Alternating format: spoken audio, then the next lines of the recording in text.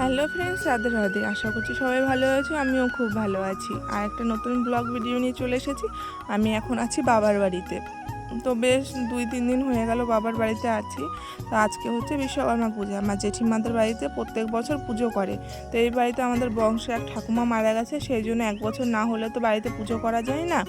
সেই জন্য এবার শুধু একটু খিচুড়ি রান্না হবে আর এমনি ঘটে বসিয়ে পুজো করবে, এবার মূর্তি নিয়ে আসবে না। তো এখানে বোন আলপনা করে দিচ্ছিল আর ওখানে মা সবাই মিলে খিচুড়ি রান্না করছিল। রান্নাটা মাই করছিল আর সবাই মিলে জোগাড় করে দিচ্ছিলাম। তো সকালবেলা আমি দিদি বৌদি সবাই মিলে সবজি বানিয়ে দিয়েছিলাম।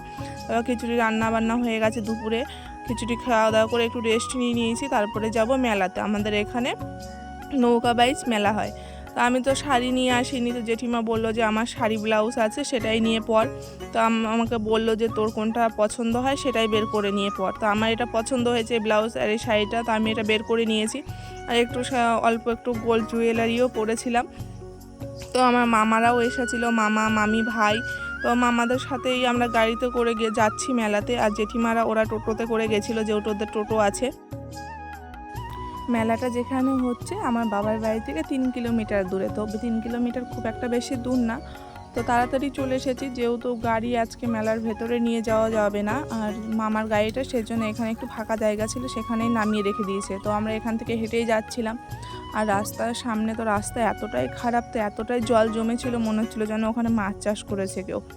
তারপরে তো মেলার ভিতরে চলে এসেছি। মেলার ভিতরে এসে তো এখন এত মানুষ দেখে ভয় লাগছিল যে আমরা কোনো কিছু দেখতে পাবো কি পাবো না।